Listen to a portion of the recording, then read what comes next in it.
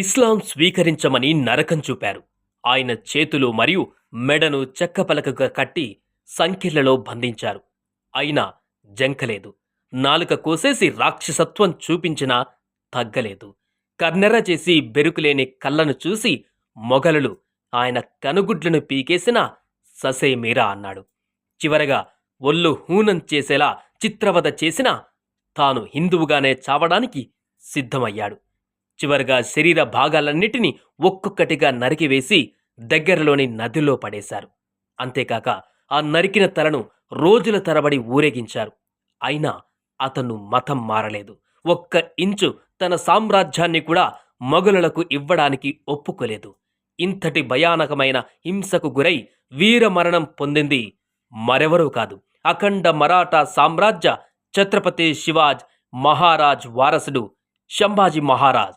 బాలీవుడ్లో తెరకెక్కిన సంచలన మూవీ చావాతో ఒక్కసారిగా ఇప్పుడు సంభాజీ పేరు మారుమోగిపోతుంది. ఇంతకు సంభాజీ ఏం చేశాడు? ఛత్రపతి శివాజీ తర్వాత సంభాజీ ఎలా మహారాజయ్యాడు? మొఘలుల చేతిలో ఎందుకు ఇంత చిత్రవధకు గురయ్యాడు?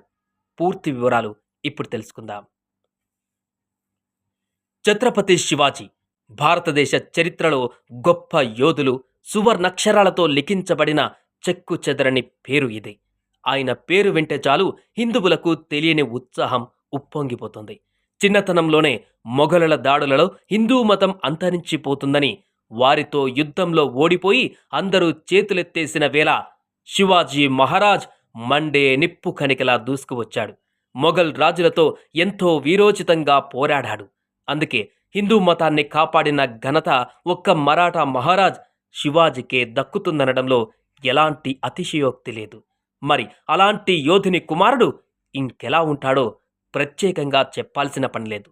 తండ్రి మరణానంతరం మరాఠా సామ్రాజ్యాన్ని అధిష్ఠించి వీరోచిత పోరాటాన్ని కనబరిచి మొఘలుల చేతుల్లో వీరమరణం పొందిన ఛత్రపతి శివాజీ వారసుడు సంభాజీ మహారాజ్ జీవిత చరిత్ర తెలిస్తే మీ ఒళ్ళు జలధరించడం ఖాయం. అంతర్గతంగా మొదలైన కుట్రలు, సంభాజీ శత్రువులు పన్నిన పన్నాగాలు, పక్కాగా అమలు చేసిన గూఢాచార్యం. ఈ కారణంగా సంభాజీ మహారాజ్ 1689 సంవత్సరంలో మొఘల్ సైన్యం చేతిలో బందీగా మారారు. 1689లో మరాఠా నాయకుల సమావేశం కోసం సంభాజీ సంగమేశ్వర్ చేరుకున్నప్పుడు మొఘల్ సైన్యం ఆయనపై మెరుపు దాడి చేసింది. సంభాజీని బహదూర్ గఢ్కు తీసుకువెళ్లారు. అక్కడ ఔరంగజేబ్ ఇస్లాం స్వీకరించమని ప్రతిపాదించాడు. అయితే సంభాజీ దాన్ని అంగీకరించలేదు.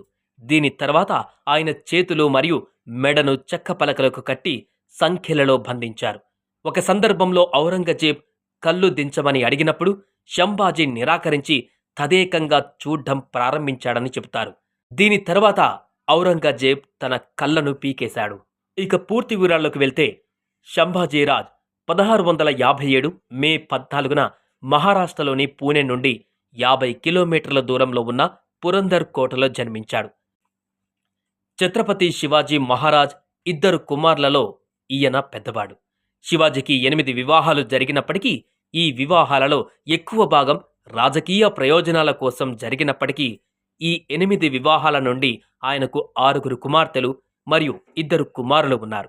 పెద్ద కుమారుడు సంభాజీ మరియు చిన్న కుమారుడు రాజారాం మధ్య వయస్సు తేడా దాదాపు 13 సంవత్సరాలు. సంభాజీకి 2 ఏళ్ల వయసులో ఉన్నప్పుడు ఆయన తల్లి చనిపోయింది. సంభాజీ విద్య కోసం శివాజీ మహారాజ్ చాలామంది పండితులను నియమించుకున్నారు. చావా అని కూడా పిలువబడే సంభాజీకి తన అపారమైన ప్రతిభ కారణంగా సంస్కృతంపై బలమైన పట్టు ఉంది. ఛత్రపతి శివాజీ మహారాజ్ ఏప్రిల్ 3, 1680న మరణించారు. ఆయన ఎవరిని వారసుడిని నియమించలేదు లేదా వీలునామా కూడా రాయలేదు. ఆయన మరణ వార్త మొదట్లో సంభాజీకి చేరలేదు.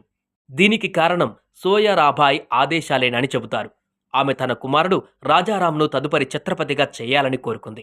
ఏప్రిల్ 21, 1680న రాజారాంను శివాజీ మహారాజు వారసుడిగా నియమించారు మరియు ఛత్రపతిగా ప్రకటించారు. అయితే సంభాజీకి దీని గురించి కొంతమంది మరాఠా మిత్రుల నుండి సమాచారం అందింది.